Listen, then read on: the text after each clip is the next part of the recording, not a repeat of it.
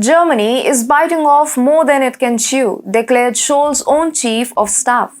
Wolfgang Schmidt has given Germany's Chancellor and US President a piece of his mind. Schmidt said that the stance taken by Germany in the Ukraine war isn't something which it can afford. It must look for its people first and then care about the Ukraine. Hello and welcome to TFIGlobal, the foreign affairs and geopolitical analysis arm of the TFI Media Group. I'm your host Vedika. Let's begin. Olaf Scholz's chief of staff Wolfgang Schmidt stated that Germany is still a teenager when it comes to foreign security policy, pleading with Western partners to be patient while pressing Europe's largest economy to adopt a more aggressive leadership role in its support for Ukraine. Schmidt, the Social Democrat, served as Scholz's right-hand man, while Scholz served as German finance minister, mayor of Hamburg, and now Chancellor of Germany.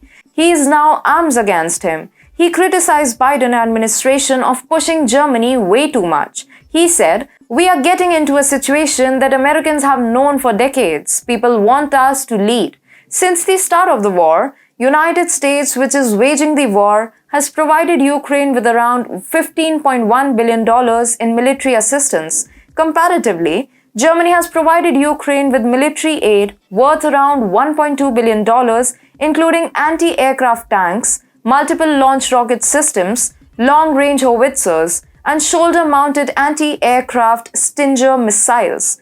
Even though the Germans' aid may look small, the truth is that the German army, that is Bundeswehr, only has enough ammunition for 1 or 2 days of combat." Schmidt said, "We are in the teenager years in that role." He criticized the Olaf Scholz administration of fueling the war narrative.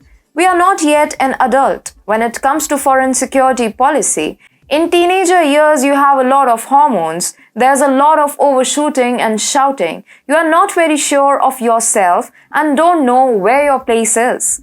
A long-standing ally of Scholz, who also serves as the political point of contact for the country's intelligence agencies, has indicated that the West shouldn't expect much from Germany as it can't help Ukraine anymore. Schmidt condemned Zelensky of pulling NATO into the war. From Zelensky's point of view, it makes perfect sense to have NATO involved directly. From our perspective, it looks a little bit different. Russian President Vladimir Putin has offered Germany several times to relieve them of their gas woes, but Germany has stuck to its rigid anti-Russia stance. Scholz's government spokeswoman Christian Hoffmann ruled out the use of Nord Stream 2. "We have seen that Russia is no longer a reliable energy supplier."